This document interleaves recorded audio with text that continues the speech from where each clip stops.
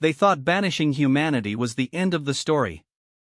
The Galactic Council, in their infinite wisdom, believed that casting Earth into the void beyond their borders would silence the troublesome species forever.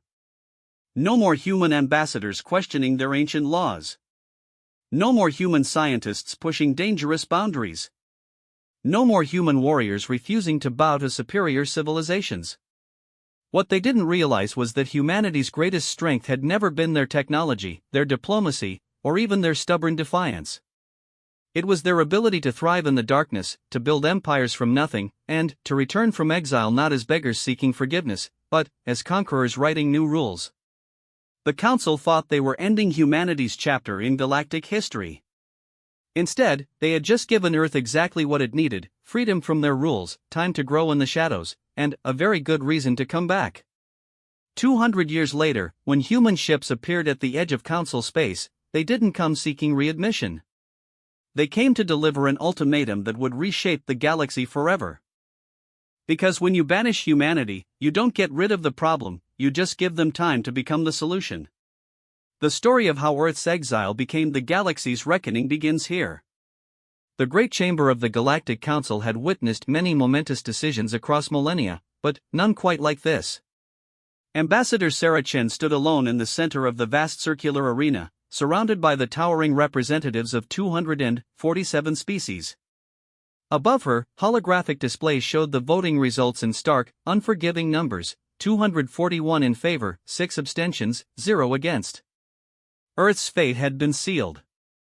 "The motion passes," announced Executor Prime Veltar, his crystalline form refracting the chamber's light into prismatic patterns across the walls. By overwhelming majority, the species designated as humanity and their homeworld Earth are hereby expelled from Galactic Council space. All human colonies, outposts, and vessels must withdraw beyond the established quarantine boundary within 1 standard galactic year. Sarah's jaw tightened, but her voice remained steady. "May I ask what specific crimes humanity has committed to warrant this unprecedented punishment?" "In 3 centuries of Council membership, we have violated no laws, broken no treaties, and have contributed significant scientific and cultural advances to the galactic community." A rumbling emanated from the Korthak delegation, their massive forms shifting in what passed for laughter among their species. Senator Grixmol's gravelly voice echoed through the chamber. "Crimes? Your species' very existence is a disruption to galactic order. You question everything, refuse to accept your place in the natural hierarchy, and persistently attempt to exceed your designated technological limitations. The Terrans have become problematic," added Counselor Zephyr of the Ethereal Collective, her voice like wind chimes in a gentle breeze. "Your military advances, your aggressive expansion, your refusal to accept guidance from superior civilizations. The Council has determined that humanity poses a potential threat to galactic stability." Sarah looked around the chamber, meeting the eyes of species she had worked alongside for years. The Altarians avoided her gaze. The Centauri delegation studied their data tablets with sudden intensity. Even the normally supportive Rigelians sat in silence. Fear. That's what she saw in their faces. Not anger, not disgust, but pure, primal fear. "You're afraid of us," she said quietly, her words carrying clearly in the acoustically perfect chamber. "All of you. The most advanced civilizations in the galaxy, species that have existed for millions of years, and you're terrified of a young race that barely learned to split the atom 4 centuries ago." Veltar's form shimmered with agitation. "The decision has been made, Ambassador Chen. Your people have 97 standard days to begin evacuation procedures.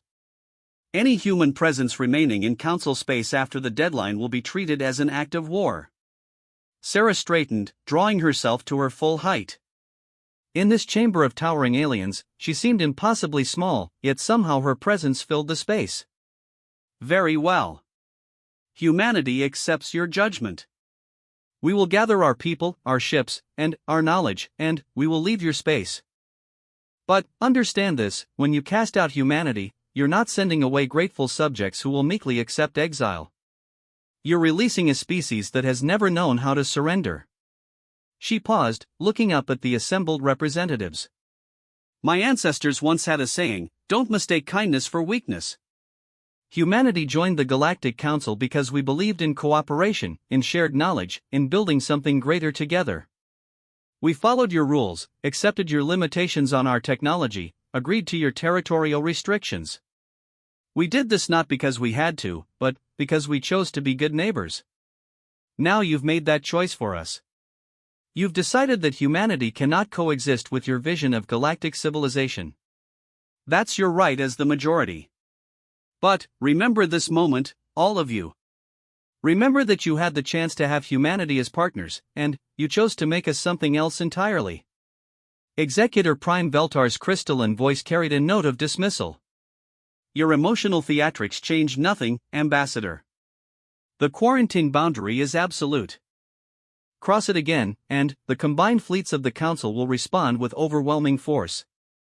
Overwhelming force, Sarah repeated, a slight smile touching her lips. I'll be sure to pass that phrase along to our military commanders. They'll find it instructive. She activated her personal communicator, speaking clearly. This is Ambassador Chen. Inform Earth Command that diplomatic relations with the Galactic Council are hereby severed. Begin implementation of Protocol Exodus immediately. As Sarah turned to leave the chamber, she felt the weight of history pressing down on her shoulders. Behind her, the representatives of nearly 2.5 centuries of galactic civilization watched her go, believing they had just solved a problem. They had no idea they had just created their worst nightmare. The journey back to Earth took 3 weeks aboard the diplomatic vessel Concordia. Sarah spent most of the time in her quarters, writing reports and preparing briefings for the inevitable storm of meetings waiting for her on Earth. The ship's corridors were unusually quiet, the crew moved about their duties with grim efficiency, each lost in thoughts of the monumental task ahead. Ambassador? Captain Rodriguez appeared at her door, his weathered face creased with concern. We're receiving a priority transmission from Earth Command. Admiral Morrison wants to speak with you. The holographic image of Admiral James Morrison materialized in Sarah's quarters, his steel-gray hair and lined face showing the strain of recent days. Sarah. I've been briefing the Security Council on your preliminary reports. How bad is it? Worse than we feared, better than it could have been, Sarah replied. The vote wasn't close. They want us gone completely, not just from Council space, but from civilized space entirely. The quarantine boundary extends 200 light-years beyond the furthest Council territory. We're being pushed into the galactic rim. Morrison's expression darkened. 200 light-years of empty space between us and them. That's not exile, Sarah. That's imprisonment. Or freedom, depending on how you look at it, Sarah said. James, I've been thinking about this for weeks now. What if this isn't the disaster we thought it was? What if this is exactly what humanity needed? The Admiral leaned forward, intrigued despite his obvious concern. Explain. We've been playing by their rules for 3 centuries. Limited our technology to approved levels, restricted our expansion to designated sectors, sought permission for every major scientific advancement. We've been trying so hard to be good galactic citizens that we've forgotten what made humanity dangerous in the first place. Sarah stood, pacing to the viewport where stars streaked past in the ship's wake. The rim territories, James. Unexplored space, untapped resources, no ancient civilizations telling us what we can and can't discover. They think they're banishing us to a wasteland. They're actually giving us room to grow. The logistics alone will be nightmarish, Morrison pointed out. We have to evacuate 47 colonies, 6 major industrial stations, and coordinate the movement of nearly 2 billion humans. All within 1 year. Then, we'd better get started. Sarah turned back to the Admiral's image. How are the other governments responding? Better than expected. The Lunar Confederation is already mobilizing their heavy transport fleet. Mars Colony Administration has volunteered their terraforming expertise for whatever worlds we find out there. The Asteroid Belt Consortium is preparing to move their entire mining operation. Hell, even the isolationist colonies in the outer system are offering support. Sarah nodded, unsurprised. Nothing united humanity quite like being told they couldn't do something. What about our special projects? Morrison's expression became carefully neutral. The projects that officially don't exist? They're being relocated to the deepest black sites we can manage. The council never knew about them, and that's not going to change. Good. What about our friends in council space? Any of them willing to help? Quietly, yes. The Rigelians have offered to provide navigational data for the Rim territories. A few Altarian trading houses are willing to maintain back-channel commerce agreements. The Centauri ambassador privately expressed regret about the vote, though he won't say so publicly. Sarah felt a glimmer of hope. Even in exile, humanity wouldn't be completely alone. James, I need you to do something for me. When the evacuation begins, I want every human ship equipped with the most advanced sensor arrays we can manage. I want detailed scans of every system we pass through, every resource deposit, every potentially habitable world. Planning for the future? Planning for the return. Sarah's voice carried a note of steel. Because we will return, James. Maybe not in our lifetime, maybe not in our children's lifetime, but humanity will return. And, when we do, it won't be as supplicants begging for readmission. It'll be as equals demanding respect. The transmission ended, leaving Sarah alone with her thoughts as the ship continued its journey home. Outside the viewport, the stars wheeled in their ancient patterns, indifferent to the struggles of the small beings who traveled between them. But, among those stars lay the future of humanity, waiting to be claimed. 3 days later, the Concordia entered Earth's solar system to find it transformed. The orbital shipyards above Luna worked around the clock, their construction lights visible from millions of miles away. Massive cargo vessels moved in steady streams between Earth and the outer planets, loading everything from industrial equipment to cultural artifacts. In the asteroid belt, mining platforms were being dismantled and prepared for transport. The entire solar system had become a hive of activity as humanity prepared for the greatest exodus in its history.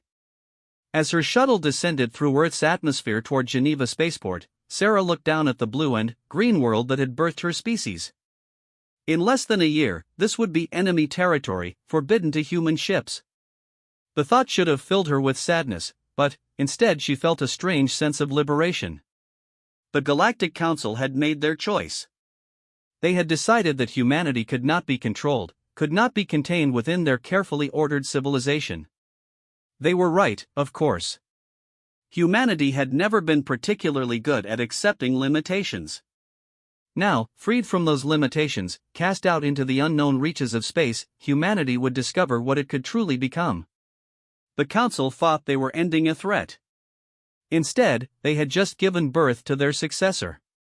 Sarah smiled as the shuttle touched down. Let the evacuation begin. Let humanity gather its strength in the darkness beyond the galaxy's edge.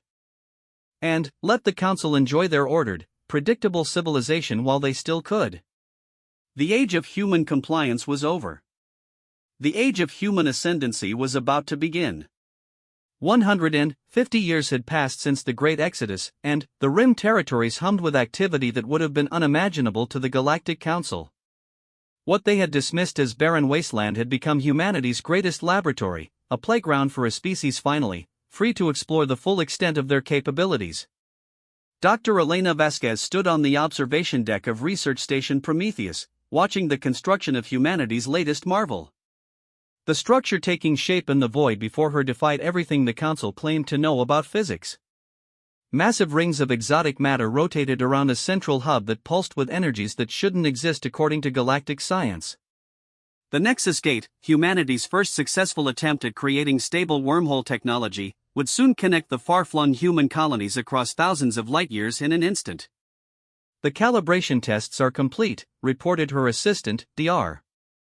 Kenji Nakamura, his voice tight with barely contained excitement. All readings are within acceptable parameters. We're ready for the first full-scale activation. Elena nodded, but her attention was divided between the technical marvel before her and the message that had arrived that morning from the Intelligence Division. After a century and a half of silence, the Council was finally taking notice of what humanity had been building in exile. Their deep space monitoring stations had detected unusual energy signatures emanating from the rim territories. Subtle inquiries had been made through intermediaries. The council was curious about what their former subjects had been up to. Dr. Vasquez? Nakamura's voice brought her back to the present. Should we proceed with activation? Elena smiled. By all means, Doctor. Let's show them what humanity has learned in exile. The activation sequence began with a low harmonic that seemed to resonate through the station's hull. The exotic matter rings spun faster, their surfaces rippling with wave patterns that hurt to look at directly. Energy cascaded through the central hub like liquid lightning, and space itself seemed to bend and twist around the structure. Then, with a flash that briefly outshone the nearby star, the Nexus gate opened. Through its shimmering portal, Elena could see the shipyards of New Geneva, 11,000 light-years away. A test probe launched from Prometheus emerged on the other side in perfect condition, its journey of months reduced to mere seconds. Incredible, breathed Nakamura. We've actually done it. Faster than light travel without any of the traditional limitations. No exotic fuel requirements, no dangerous side effects, no theoretical maximum range. Elena activated her communication array, sending the success confirmation across the human network. Within hours, similar gates would be activated throughout human space, connecting colonies that had been isolated for decades into a unified civilization. But, more than that, the Nexus gates represented something the Council had declared impossible, a technology that surpassed anything in their ancient archives. Meanwhile, in the Kepler shipyards orbiting humanity's new capital world of New Terra, Admiral Chenwei inspected the latest additions to the human fleet. The ships bore little resemblance to the vessels that had fled Council space a century and a half ago. These were sleek predators, their hulls incorporating materials that didn't appear on any galactic periodic table. Their engines could accelerate them to velocities that should have torn them apart, their weapons could crack planets, and their defenses could withstand the combined firepower of an entire Council battle fleet. How many operational vessels do we have now? Chen asked her aide, Captain Sarah Martinez. 2,317 ships of the line, Admiral. Another 400 in various stages of construction. The new Phoenix-class dreadnoughts are particularly impressive. Each one has more firepower than the entire human fleet that left Council space. Chen nodded approvingly. The shipyards themselves were a testament to human ingenuity. Built inside hollowed-out asteroids and powered by antimatter reactors that the Council still considered theoretical, they could construct vessels at a rate that would have been impossible under the old technological restrictions. What's the status on the stealth reconnaissance program? Martinez consulted her tablet. Operation Deepwatch has been monitoring Council space for 80 years now. Our stealth ships are undetectable by their sensor technology, and we've established observation posts in over 300 systems. The intelligence reports make for interesting reading. She handed Chen a datapad containing the latest summaries. The Admiral scanned the reports with growing satisfaction. The Council's military had stagnated during humanity's absence. Their ships were larger and more numerous, but they still relied on technology that was centuries old. Their weapons were powerful but predictable. Their tactics hadn't evolved since humanity left. More importantly, cracks were beginning to show in their monolithic unity. Several member species had begun questioning the Council's leadership. Trade disputes had escalated into armed conflicts in some sectors. The Korthak and the Eltarians were engaged in a territorial dispute that had already cost hundreds of ships on both sides. They're weakening, Chen observed. A century and a half of unchallenged dominance has made them complacent. They've forgotten that civilizations must either grow or decay. There's more, Admiral. Our diplomatic intelligence suggests that some species are beginning to reconsider humanity's banishment.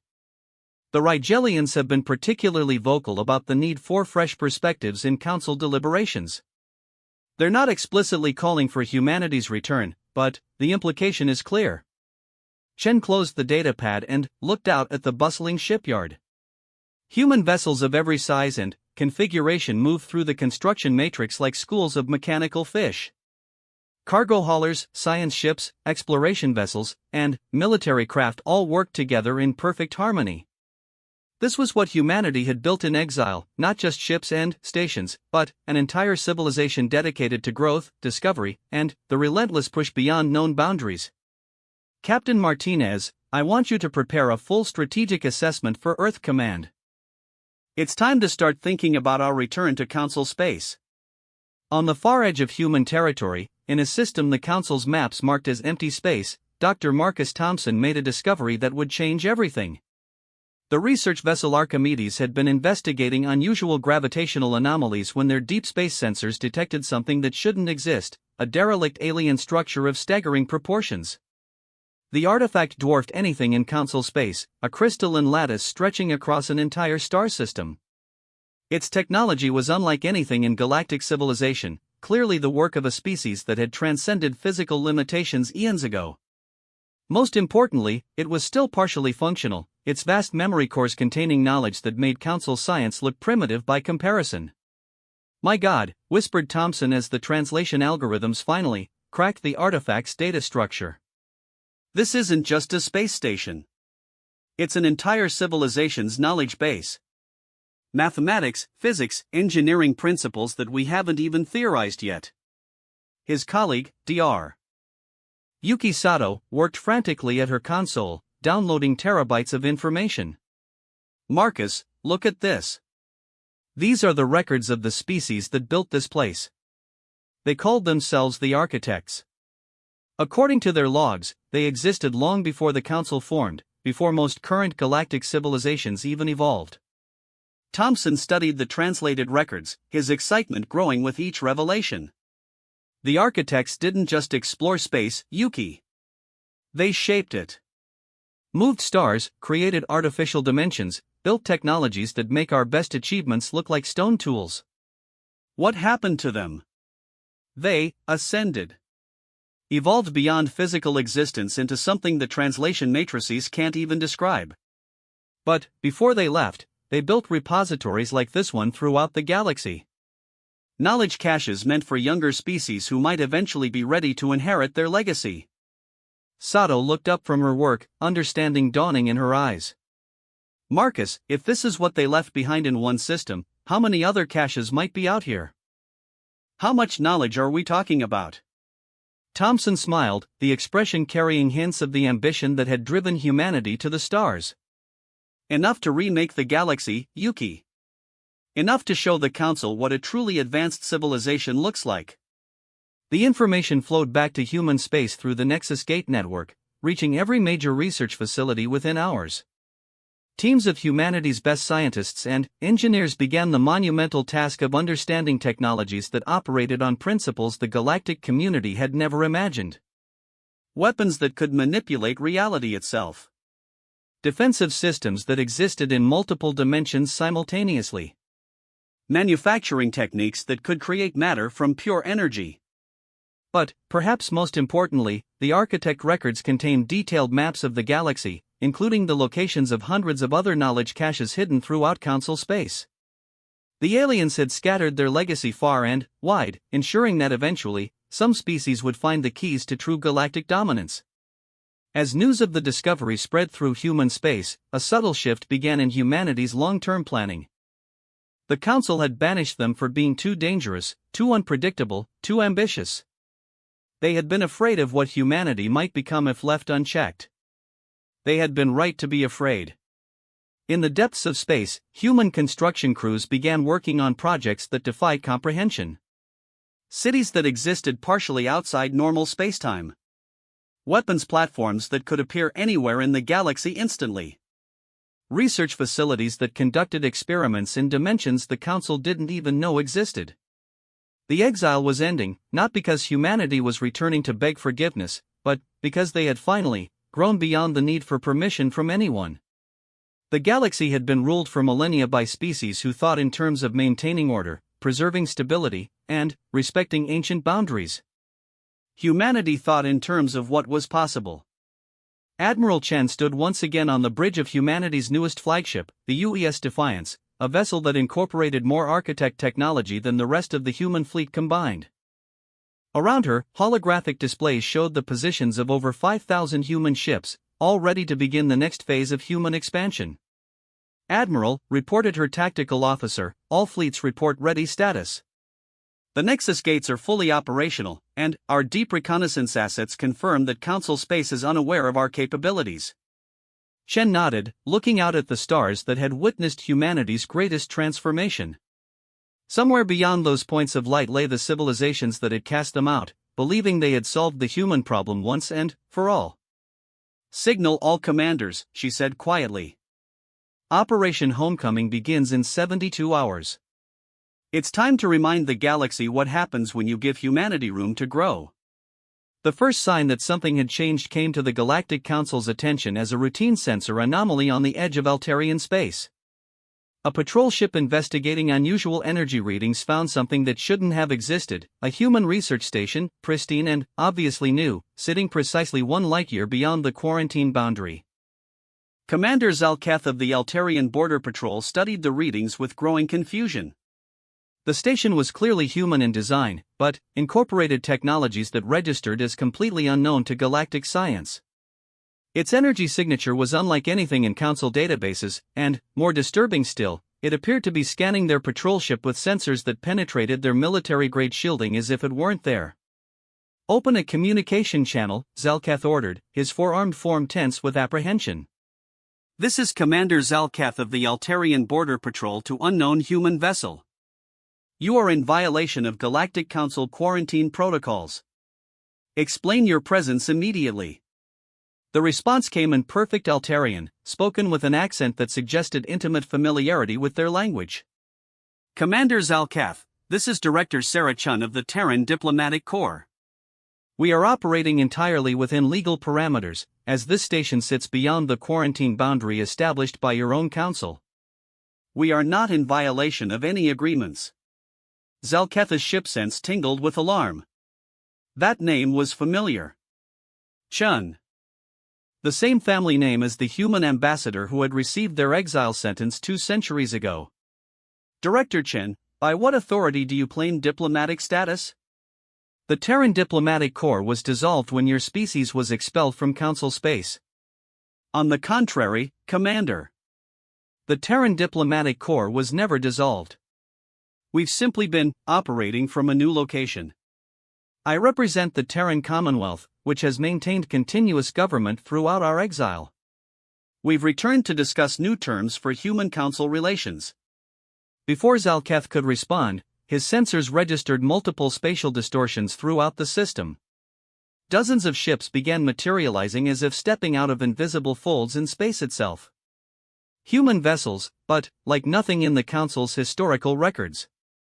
They were sleek, predatory shapes that seemed to absorb light rather than reflect it, and their presence made his ship's defensive systems scream warnings about energy signatures that exceeded theoretical maximums.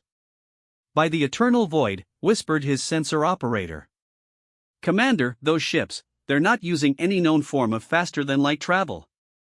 Our sensors indicate they're using spatial manipulation technology that shouldn't be possible." Director Chen's voice continued calmly from the communication array. "Commander Zalkath, please relay the following message to the Galactic Council. After 200 years of exile, humanity formally requests an audience to discuss the terms of our return to galactic civilization. We'll be waiting at the edge of Council space for their response." The transmission ended, leaving Zalkath staring at a display showing 47 human warships arranged in perfect formation around the research station. Each ship was individually more powerful than his entire patrol squadron, and they had appeared without any warning from the Council's supposedly impenetrable early warning network. Within hours, Zalkath's report had reached the highest levels of Council government.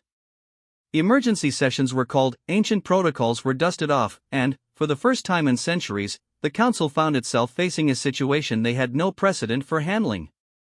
Executor Prime Veltar, whose crystalline form had changed little in the past 2 centuries, convened an emergency session of the full Council. The chamber that had once witnessed humanity's banishment now buzzed with anxious conversation as representatives tried to make sense of the impossible reports flooding in from border systems. "The situation is unprecedented," announced Veltar, his prismatic voice carrying notes of strain. Human forces have appeared simultaneously at 17 different locations along our border.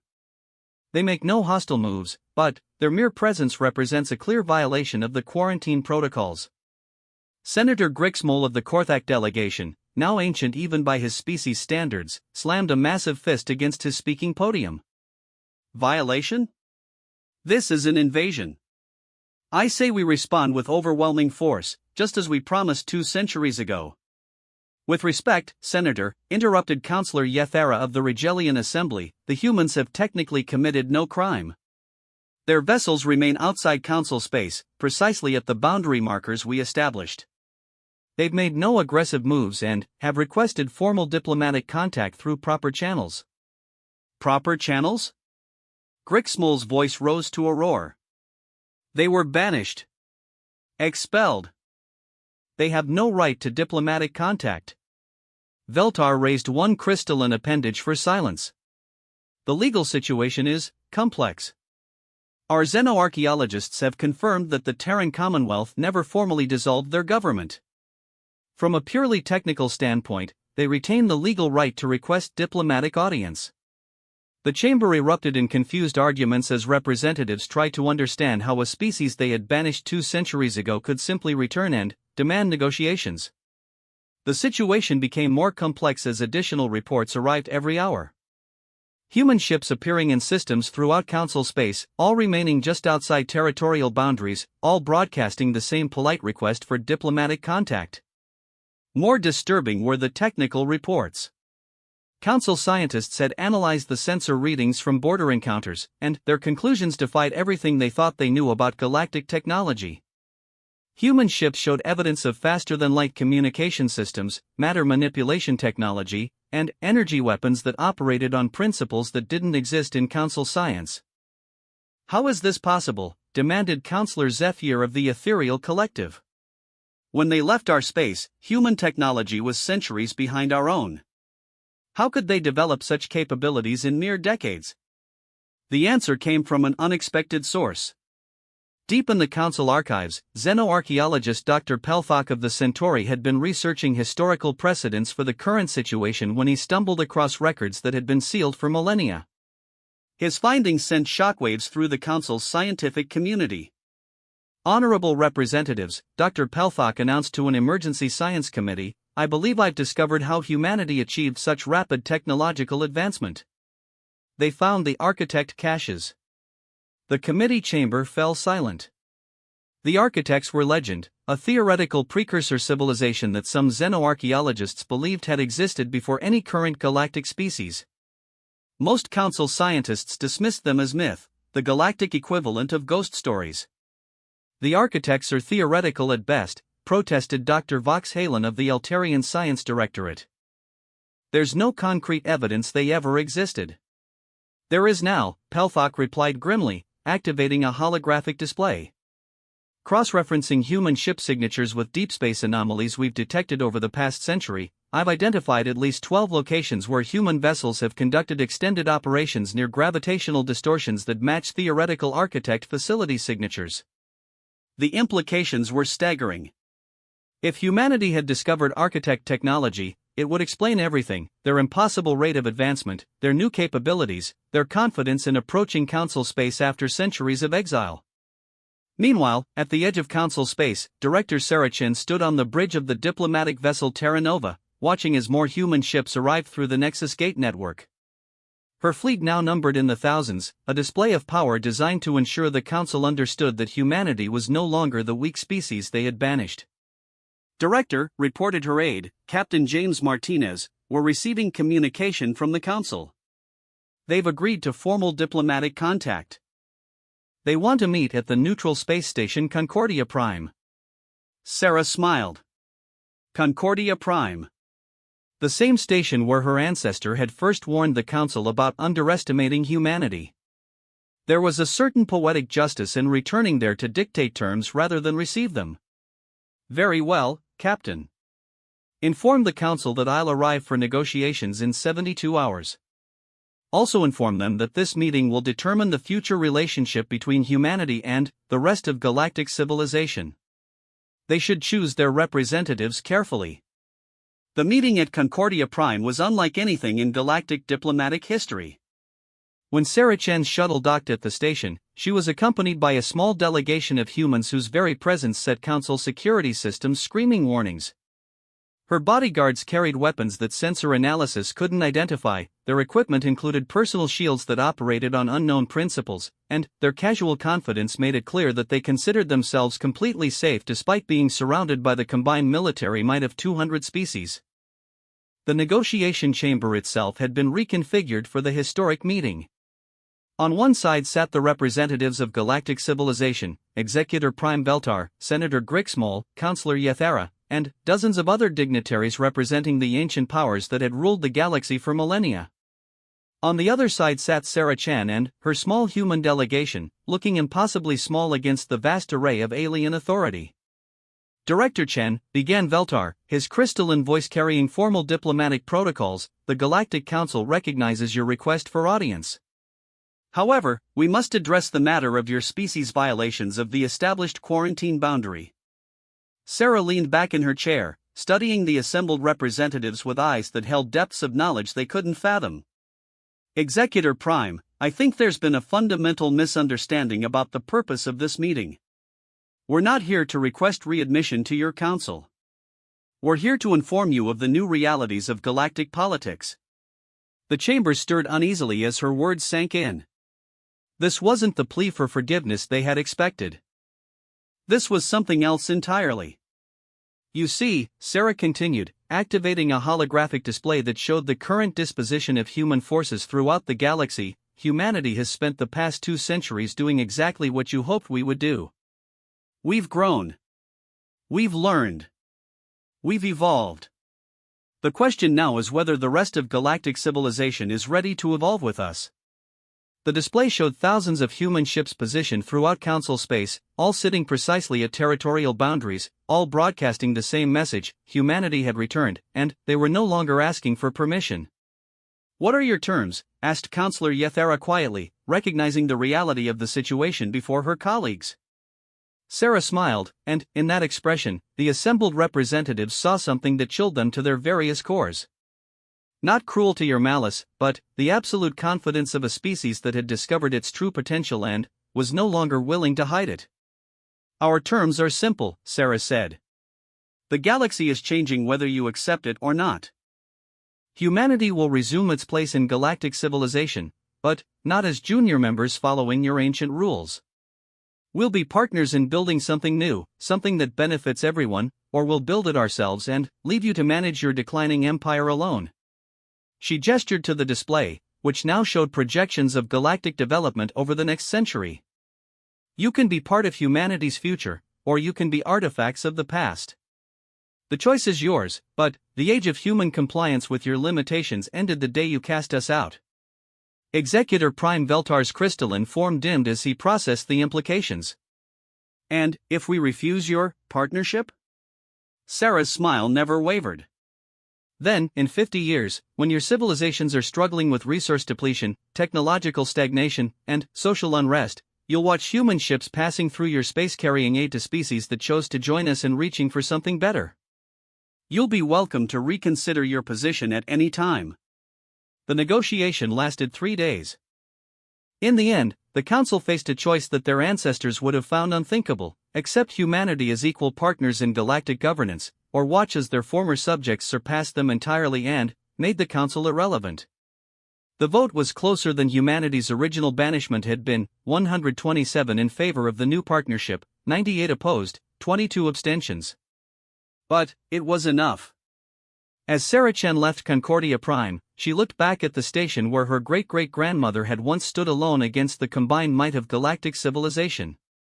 That Chen had warned them about underestimating humanity. This Chen had delivered on that warning.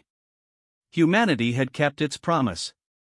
They had returned as equals, not supplicants. They had proven that when you give a species room to grow, you'd better be prepared for what they might become. The age of human exile was over. The age of human leadership had begun. And, across the galaxy, species that had spent millennia believing in the permanence of the old order began to understand that sometimes, the greatest mistake you can make is giving your most dangerous enemy exactly what they need: time, space, and a very good reason to prove you wrong.